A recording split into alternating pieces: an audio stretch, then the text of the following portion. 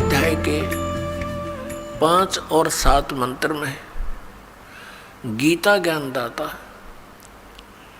अपने विषय में बता रहा है कि मेरी भक्ति कर मुझे प्राप्त होगा, लेकिन ओम नाम का जाप कर, ओम नाम से जो परम गति होगी वो ब्रह्मलोक प्राप्ति है। ब्रह्मलोक में गए प्राणी फिर वापस आते हैं, जन्म मृत्यु में रहते हैं।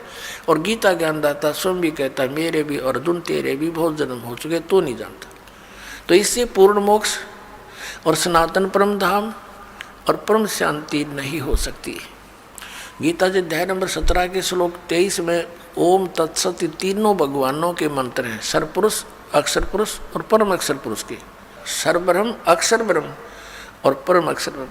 तो सर्वब्रह्म कहो, इसको सीधा ब्रह्म भी बोल देते हैं, इसको ज्योत स्वरूपी निरंजन काल भी कहते हैं। इसका ओम मंत्र है, यो तो इसने डिक्लेयर कर ही रखा है। अब उस परमात्मा को पाने की ये 3 मंत्र की साधना है या पूजा नहीं है, या साधना है। जैसे जल पानी नीर, जैसे दन दन सतगुरु वाले देते 3 मंत्र, अकाल मूर्त सर्व स्वरूपी राम सतपुरुष, ये तो पाना है हमने, इसको तो खोजना है। जैसे जल पानी नीर करता रहे, पानी का पता है पृथ्वी में जल है, वो मिले कैसे, उसके वो साधन खरीदने पड़ेंगे, लाने पड़ेंगे, बोकी मारनी पड़ेगी। सांस उश्वास की, ये 2 मंत्र का ओम और तत् ये सांकेतिक है, ये अक्षर पुरुष का मंत्र है जिसको परब्रह्म भी कहते हैं। तो इन दोनों मंत्रों का श्वास उश्वास से जाप करना होता है। ये सांस उश्वास की बोकी लगेंगी और फिर वो क्या होगा, जैसे बोकी का काम है पाइप को जल तक पहुंचा देना, इन दोनों से जल बाहर नहीं आएगा, मिलेगा नहीं। फिर तीसरा हैंड पंप लगाना पड़ेगा उस जल को बाहर निकालने के लिए, प्राप्त करने के लिए, वो भी सेवा पूजा है। ऐसे ही इन 2 मंत्रों से, जो सतनाम के 2 अक्षर का मंत्र है, एक ओम और एक तत्, सांकेतिक दास बताता है इस पृथ्वी पर 21 ब्रह्मांड में इस दास के अतिरिक्त ना इस नाम से कोई परिचित है 3 मंत्र से, और ना ही कोई अधिकारी है, ये सत्कर मान लेना। और कोई देता है तो धोखेबाज है। यदि कोई इस दास से लेकर के कहीं ये शुरू भी कर रखी होगी दुकान, एक आधा नीच तो पावेगा कहीं ना कहीं लुका छुपा, फिर समाज उससे भी बच के रहेगा और उसके फंसे हुए जाल के भक्तों को भी समझाने की चेष्टा करेगा कि गलत आदमी का फंस गए तुम। ऐसे तो ये दुश्मन पहले बतेरे थे, जिन भ्रमित कर दिया, डबो दिया देश का देश, पूरे मानव समाज को गुमराह कर रखा। भगवान के शत्रु हैं ये, परमात्मा के बच्चों को मिसगाइड किए बैठे। अब ओम और तत् ये तो सतनाम 2 अक्षर का, और ये राधा स्वामी के गुरुजी खुद कहते हैं जो 2 अक्षर का भेद बतावे सोए गुरु पूरा कहावे। इन 1 अक्षर का बिना बेरा है, 5 नाम काल के 5 उनका जाप करते हैं, जिस कारण से इनका मुखिया भी भूत की योनि प्राप्त किए हुए हैं और अपनी से सैबुकी में बढ़कर प्रवेश करके हुक्का पीवे और चूरमा खावे, रोटी खावे। अब खा यहीं पर खा धक्के, क्योंकि संत मिले नहीं और पिछली पुण्यकर्मी प्राणी थे ये महात्मा, आगे चार्जर ठीक मिला नहीं, सतभक्ति मिली नहीं, पिछली बैटरी डिस्चार्ज होगी, पुण्य क्षीण हो गए, भूता बनना था। फिर करोड़ों लोगों को गुमराह करने का दोष सिर पर रख ले गया, वो तो दुर्गति इसकी न्यारी होगी। ये सत्कर्माना पुण्यात्मा दास का कोई उससे बाई बंटवारा ना, कोई किसी चीज़ का हिस्से में साझा नहीं, वे उसको उनको कोई झूठ बोल कर जनता को अपने पीछे लगा कर उनका कोई हिस्सा लेता हूँ, नहीं। परमात्मा ने इस दास को वो ज्ञान दे दिया जो किसी के पास नहीं, इसके बिना जीव का कल्याण कति नहीं। परमात्मा के बच्चे अपना जीवन नाश कर रहे हैं। मुझे बहुत रोना आता कई बार बैठ कर के, कौन सी साइड से समझाऊं भगवान, आप पर दया करिए अपने बच्चों को। आपने ये शुरुआत की है तो इसको पार भी लगाना परमात्मा, हम जीवों के बस का नहीं है इतने बड़े मिशन को सफल करना, आप ही दया करिए। तो पुण्यात्मा जो प्रसंग चल रहा है कि जैसे हैंड पंप लगाया, बोकी पहुंच गई, पाइप भी नीचे चलेगी, बोकी का काम हो गया पूरा।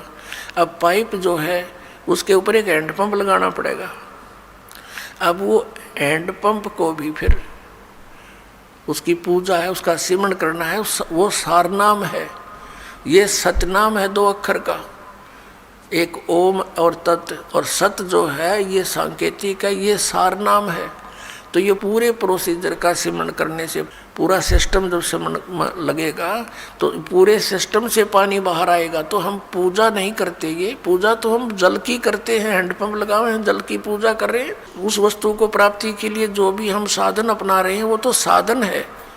तो ऐसे ये साधना है उस परम अक्षर ब्रह्म के पाने की। ओम तत्सत इति निर्देश ब्रह्मण है तिर्विधय समर्थ है, उस सच्चिदानंद घन ब्रह्म के सिमरण की, उसको प्राप्ति करने की ये 3 मंत्र का निर्देश है।